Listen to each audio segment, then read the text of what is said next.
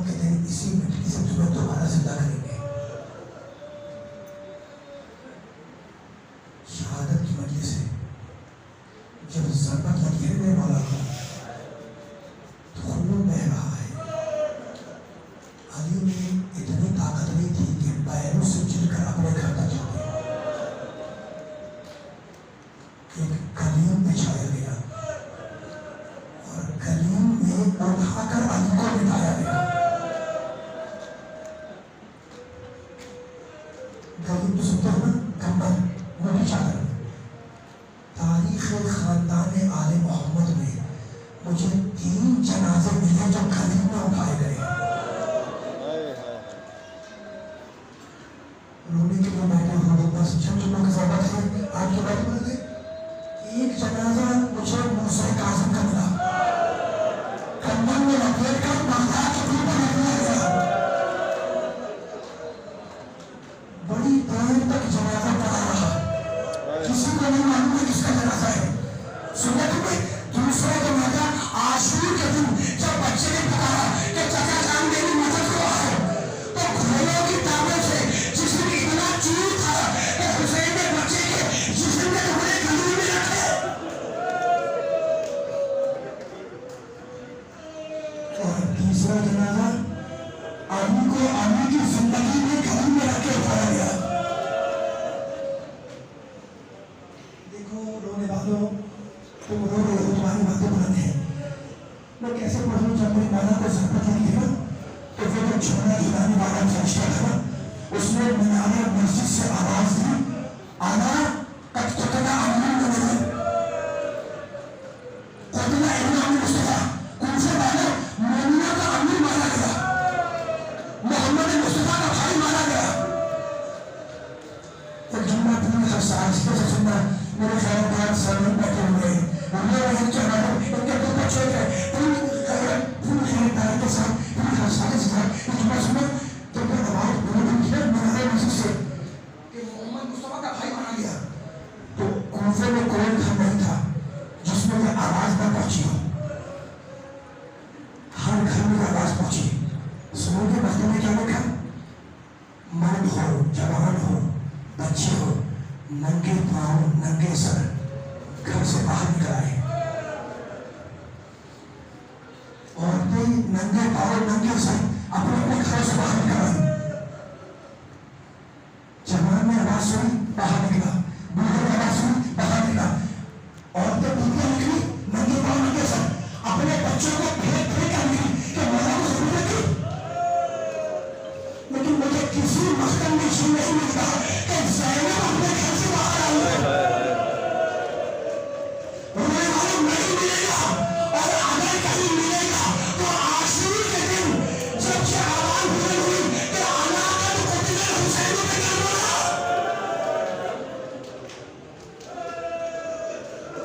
تو بیٹا بیوی ننگے پاؤں مختم کی طرف چلی اور نیزہ بغیر وہ ہٹاتی چلی کہ ہم جاؤ علی کی بیٹی کو راز کر دو.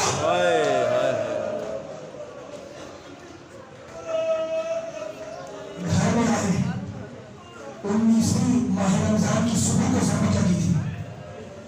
19ویں کی دوپہر کو جراح آیا. جراح نے زخم سر دیکھا.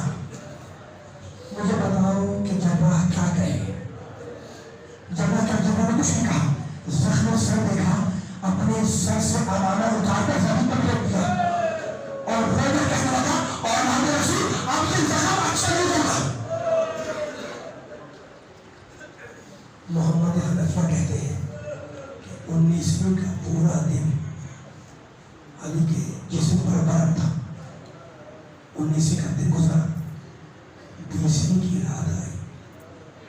ہم نے اپنے بابا کو محراب عبادت میں بٹھایا. علی نے بیٹھے بیٹھے عبادت الہی کی. 20ویں کا دن آیا, علی پھر صحن خانہ میں لا کر بٹھائے گئے. چاہنے والے آتے رہے, علی کو سلام کرتے رہے اور جاتے رہے. راوی کہتا ہے کہ جب میں اپنے مولا سے ملنے کے لیے آیا تو میں نے دیکھا کہ میرے مولا کے سر پر ایک زرد پٹی بندھی ہے. وہ بھی دیکھو نا, جس پر جا بجا خون کے داغ تھے اور یہ محسوس نہیں ہو رہا تھا کہ چہرہ زیادہ زم ہے یا کبھی زیادہ زم ہے. بیسویں کا دن گزرا, 21ویں ماہ رمضان کی رات آئی. سارے بچے علی کو گھر کے بیٹھے ہوئے. ایک مرتبہ حسن سے کہا, حسن ذرا میرے ساتھیوں کو بلا کر لاؤ. علی کے ساتھیوں بناتے ہوئے علی کے گھر کے باہر کھڑے رہے تھے. حسن باہر گئی, سیدانیاں پردے کے پیچھے چلی گئی. علی کے چاہنے والے گھر میں داخل ہوئے. ایک مرتبہ علی نے اپنے چاہنے والے دوستوں کو دیکھا, اپنا ہاتھ اٹھایا, اپنے زخمی سر پہ رکھا اور کہا علی کے چاہنے والوں, علی کا سلام قبول کرو. اور اس کے بعد کہنے لگے حافظہ کو ملا, جائے خدا حافظ, اب علی کو محشر میں دیکھو گے. جیسے ہی علی کی آواز میں سننا کہ جائے خدا حافظ, اب علی کو محشر میں دیکھو گے, پردے کے پیچھے سے شیطانیوں کی گولی کی آواز میں سنی. کہنے کوفے والوں کو یہ پہچانتے ہیں یہ کون ہے؟ علی کے محمد کی نواسیت ہے, یہ فاطمہ کی بیٹیاں ہے. ایک دن کوفے میں نہیں جائے گی, ان کے پردے کا خیال رکھنا. چاہنے والے نے سچ میں علی کا بھرا گھر ہے. سارے بچے, سارے بچیاں علی کے طرف بیٹھے ہوئے ہیں. میرا مولا غنودگی میں ہے. ایک مرتبہ آنکھیں کھولی, حسن کو اپنے دائیں بٹھایا. سارے بچے بائیں بیٹھ گئے. ایک ایک کا ہاتھ اپنے ہاتھ میں لیتے گئے اور حسن کے ہاتھ میں دیتے گئے اور وہ کہتے گئے کہ آج سے تمہارا سرپرست حسن ہے, آج سے تمہارا سرپرست حسن ہے. سب کے ہاتھ بچی کے بچیاں حسن کے ہاتھ میں لے لیے اور میرا مولا پھر خنودگی میں چلا گیا.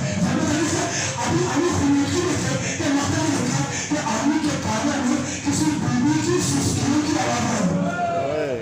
اب جو آنکھیں کھولی, آنکھ جھولا تو دیکھا کہ امیر منیر اپنے بیٹے عباس کو گھر میں لیے دیوار سے دیکھ رہے تھے. کہ امیر منیر بولنے کا سبب کیا ہے؟ تو وہ کہنے لگی مولا آپ نے سب کے ہاتھ حسن کے ہاتھ میں دے دیے, میرا عباس سے شادی نہیں تھا. حسین کو بلایا, حسین کو دہنے بٹھایا, عباس کو سینے سے لگایا. سینے سے لگانے کے بعد عباس کے شانے کے بوسے لیے.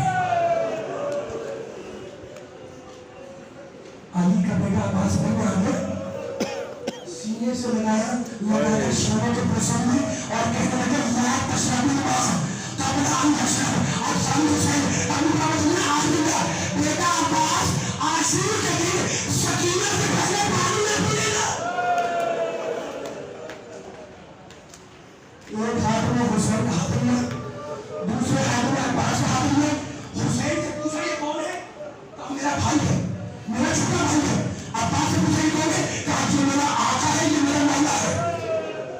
عباس کا ہاتھ حسین کے ہاتھ میں لیا اور چند آخری جملہ اشارے سے اپنی بیٹی زینب کو پاس بلایا. شہزادی زینب علی کے شہر میں آ کے بیٹھ گئی. علی نے اپنے زخمی